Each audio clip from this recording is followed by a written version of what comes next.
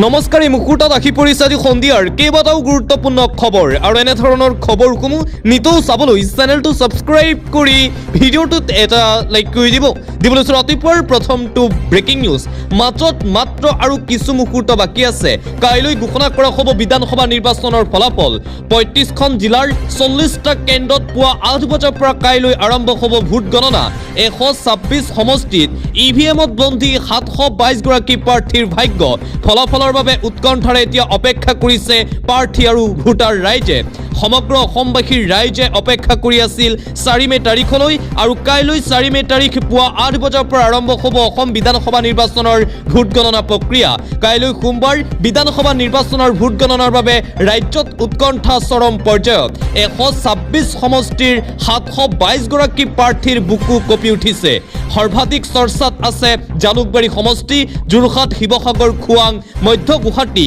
দিছপুৰ মৰিয়নি সমষ্টি মুখ্যমন্ত্ৰী হিমন্ত বিশ্ব শৰ্মাকে ধৰি গৌৰৱ গগৈ এতিয়া পুনৰবাৰ চৰ্চাত কোনে চৰকাৰ গঠন কৰিব কাইলৈ সকলো কথা স্পষ্ট হৈ পৰিব কাইলৈ ৰাতিপুৱা ৮ বজাৰ পৰা ভোট গণনা লাইভ আপোনালোকে পোনপটীয়াকৈ চাব পাৰিব ভোট গণনা আছামিজ ট্ৰেণ্ডিঙত অহাকালি কোনে গঠন কৰিব চৰকাৰ অসমৰ ৰাজনীতিৰ সবাতকৈ ডাঙৰ খনৰ কাউণ্টডাউন আৰম্ভ কাৰ দখললৈ যাব অসমৰ ৩ কোটি জনতাৰ শাসনৰ বাগজুৰি হিমন্ত বিশ্ব শৰ্মা নে গৌৰৱ গগৈ হ'ব অসমৰ পৰৱৰ্তী মুখ্যমন্ত্ৰী নিৰ্বাচনী ভোট গণনালৈ মাজত মাত্ৰ আৰু কেইটামান মুহূৰ্ত বাকী ৰাজ্যৰ জিলাই এতিয়া সষ্টম হৈ পৰিছে আৰক্ষী প্ৰশাসন বিজেপিৰ অশ্বমেধ ৰুধিব নেকি এইবাৰ গৌৰৱ গগৈ বাহিনীয়ে হিমন্ত বিশ্ব শৰ্মাৰ হাততে পুনৰ অৰ্পণ কৰিব নেকি অসমৰ ভৱিষ্যত অসমৰ ৰাজনীতিৰ সবাতকৈ চৰ্চিত সেই তাৰিখটো অৱশেষত আহি গ'ল কাইলৈ ৪ মে তাৰিখ অসম বিধানসভা নিৰ্বাচনৰ ফলাফল কাইলৈৰ দিনটোত ঘোষণা কৰা হ'ব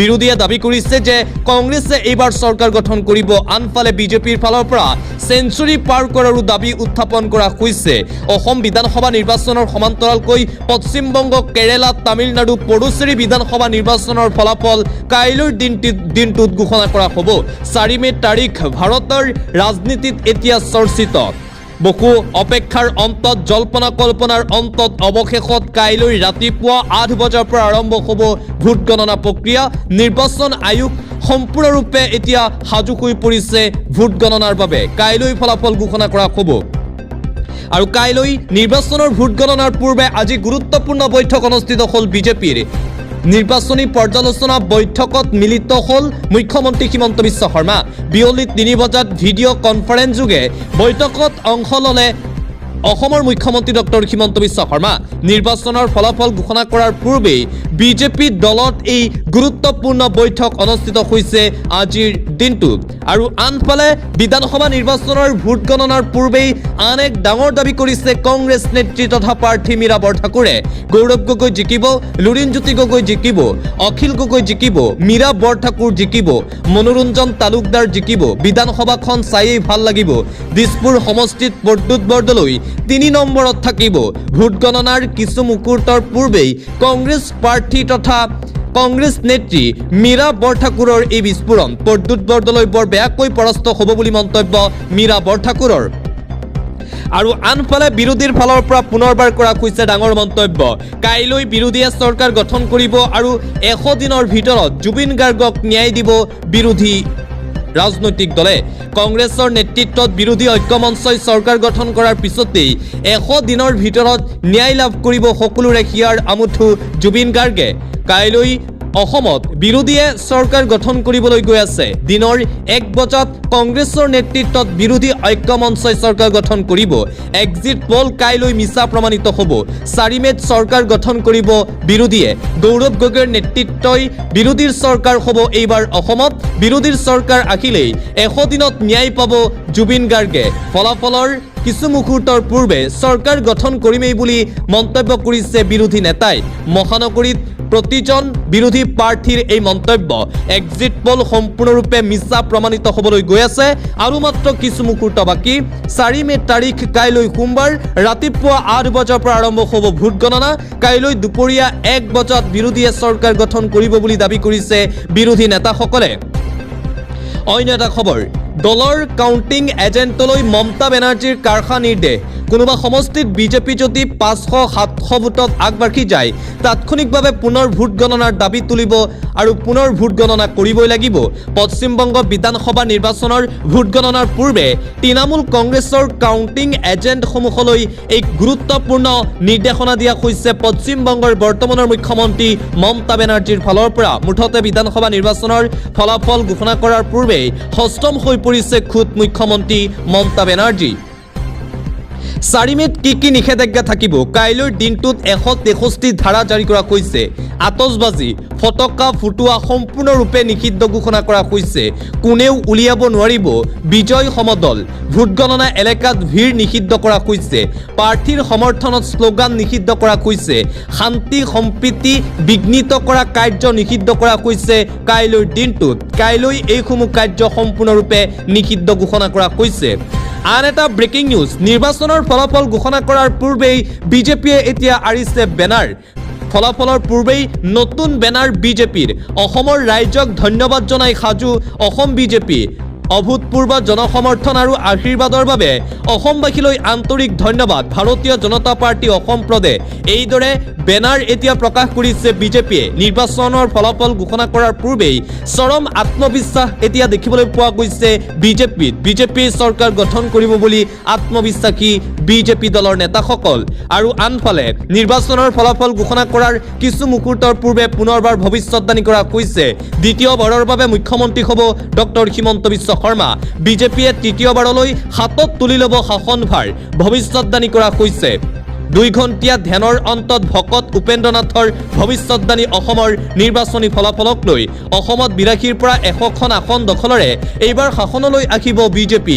গোলকগঞ্জৰ বিজেপি প্ৰাৰ্থী অশ্বিনী ৰায় চৰকাৰে কমেও 17,000 ভোটৰ অধিক জয়লাভ কৰিব। পশ্চিমবংগতো শ্ৰমক সৃষ্টি কৰিব সংখ্যাগৰিষ্ঠ ভোটাৰে বিজেপি জয়ৰ দাবী উপেন্দ্ৰ নাথৰ। নামনি অসমৰ অন্যান্য সমষ্টিক লৈ উপেন্দ্ৰ নাথৰ ভৱিষ্যতবাণী।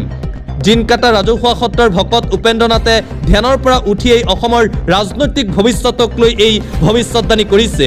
পুনৰ অসমৰ মুখ্যমন্ত্ৰী হ'ব হিমন্ত বিশ্ব শৰ্মা। পৰৱৰ্তী খবৰ, নিৰ্বাচনী বিজয় উৎসৱ উদযাপনৰ নামত আতচবাজি ফুটোৱা, গাড়ী বাইক ৰেলীৰে বিশৃংখলতাৰ সৃষ্টি নকৰিবলৈ খুমটাইবাসীক আহ্বান জনাইছে বিজেপি প্ৰাৰ্থী মৃণাল শইকীয়াই। ভোট গণনাৰ পূৰ্বেই সামাজিক মাধ্যমত স্পষ্ট পোষ্ট মৃণাল শইকীয়াৰ। মৃণাল শইকীয়াই কৈছে, মই যদি জয়লাভ কৰোঁ তেন্তে কোনেও যাতে আতচবাজি নুফুটাই, গাড়ী বা বাইকৰ ৰেলী যাতে কোনেও নোলায়। এইদৰে বিশৃংখলতাৰ সৃষ্টি নকৰিবলৈ খুমটাইবাসী ৰাইজক আহ্বান জনাইছে মৃণাল শইকীয়াই। অন্য এটা খবৰ, ৰাজধানী দিল্লীত ভয়ংকৰ ঘটনা। এই পৰ্যন্ত 9জনকৈ লোকৰ কৰুণ মৃত্যু হৈছে বুলি জানিব পৰা গৈছে। পুৱাই সমগ্ৰ ভাৰত জোকাৰি যোৱা এক দুঃখবৰ। ৰাজধানী দিল্লীত ভয়ংকৰ অগ্নিকাণ্ডৰ ঘটনা সংঘটিত হয় আজি ৰাতিপুৱা। এই পৰ্যন্ত 9জনকৈ লোকৰ মৃত্যু হোৱাৰ খবৰ আমি লাভ কৰিছোঁ। শুই থাকোঁতেই আৱাসী এলেকাত বিধ্বংসী অগ্নিকাণ্ডৰ সূত্ৰপাত ৰাজধানীত। শোৱনি কোঠাৰ এয়াৰ কণ্ডিশ্যন বিস্ফোৰণত সংঘটিত ঘটনা। যিকোনো মুহূৰ্তত বাঢ়িব পাৰে মৃতকৰ সংখ্যা। এচিৰ বাবে এই ঘটনা। জ্বলি ছাই হৈ যোৱাৰ অৱস্থাত উদ্ধাৰ বহুতৰে মৃতদেহ। দিল্লীৰ বিবেক বিহাৰত পুৱতি নিশা সংঘটিত হৈছে এই অগ্নিকাণ্ডৰ ঘটনা। সমগ্ৰ ভাৰত জোকাৰি যোৱা এই দুখবৰ আহিছে ৰাজধানী চহৰ দিল্লীৰ পৰা। আন এটা ব্ৰেকিং নিউজ এই মুহূৰ্তত দিব লৈছোঁ। 5 মে'ৰ পৰা কা বিৰোধী গোচৰৰ শুনানি। সৰ্বোচ্চ ন্যায়ালয়ে গ্ৰহণ কৰিব 200 বিচাৰাধীন গোচৰৰ শুনানি। CAA সন্দৰ্ভত ন্যায়ালয়ে গ্ৰহণ কৰিব এই গুৰুত্বপূৰ্ণ শুনানি। 5 মে'ৰ পৰা উচ্চতম ন্যায়ালয়ত আৰম্ভ হ'ব কা বিৰোধী গোচৰৰ শুনানি। 12 মে'লৈকে সৰ্বোচ্চ ন্যায়ালয়ত চলিব নাগৰিকত্ব সংশোধনী আইনৰ শুনানি। মুখ্য ন্যায়াধীশ সূৰ্যকান্ত ন্যায়াধীশ জয়মাল্য বাগচীৰ বিচাৰপীঠৰ শুনানি। 6 মে'ত অসমৰ ভিন্ন সংগঠনে কা বিৰোধী গোচৰ তৰিছিল। আবেলি 2 বজাৰ পৰা আৰম্ভ হ'ব অসমৰ সংগঠনসমূহে তৰা গোচৰৰ শুনানি। 2019 চনৰ পৰা উচ্চতম ন্যায়ালয়ত বিচাৰাধীন হৈ আছে 200টা কা বিৰোধী গোচৰ। 5 মে'ৰ পৰা উচ্চতম ন্যায়ালয়ত কা বিৰোধী গোচৰৰ শুনানি প্ৰক্ৰিয়া আৰম্ভ হ'ব বুলি জানিব পৰা গৈছে।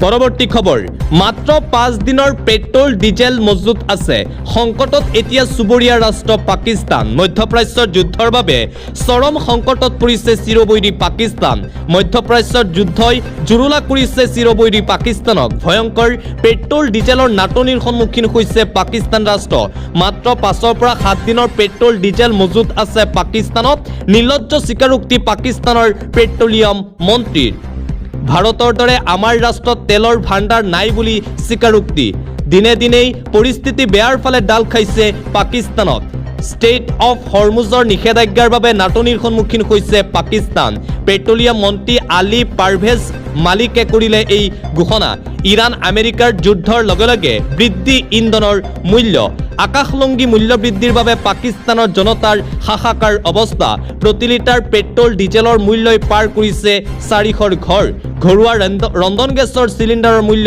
3000ৰ পৰা 45লৈ বৃদ্ধি বাণিজ্যিক চিলিণ্ডাৰৰ মূল্য 10,000 টকা শ্বাহনৱাজ শ্বৰীফৰ চৰকাৰে ডুকে ডুকে পানী খুৱাইছে জনতাক যিকোনো মুহূৰ্ততে ব্লেক আউট ঘোষণা হ'ব পাৰে পাকিস্তানত ইৰাণ আমেৰিকাৰ যুদ্ধই প্ৰভাৱ পেলাইছে বিশ্বৰ প্ৰায় কেইখন ৰাষ্ট্ৰত ষ্টেট অফ হৰমুজৰ উত্তেজনাময় পৰিস্থিতিৰ মাজতেই বৃদ্ধি হৈছে ইন্ধনৰ দাম যুদ্ধত প্ৰভাৱিত কেইবাখনো ৰাষ্ট্ৰত আকাশলংঘী ইন্ধনৰ মূল্য আমেৰিকাত 34%, UAEত 36, চীনত 31, অষ্ট্ৰেলিয়াত 29, ব্ৰিটেইনত 19, ফ্ৰান্সত 18% ইন্ধনৰ দাম মূল্য বৃদ্ধি ভাৰতত 1% বৃদ্ধি হোৱা নাই ইন্ধনৰ মূল্য শত্ৰুৰাষ্ট্ৰ পাকিস্তানৰ পেট্ৰলৰ মূল্য 43%লৈ বৃদ্ধি ডিজেলৰ মূল্য বৃদ্ধি প্ৰায় 55%লৈ মধ্যপ্ৰাচ্যৰ যুদ্ধৰ বাবে এতিয়া বিশ্বৰ অৰ্থনৈতিক দেখিবলৈ পোৱা গৈছে এই ব্যাপক প্ৰভাৱ খাৰুৱা তেলৰ মূল্য যথেষ্ট পৰিমাণে বৃদ্ধি পাইছে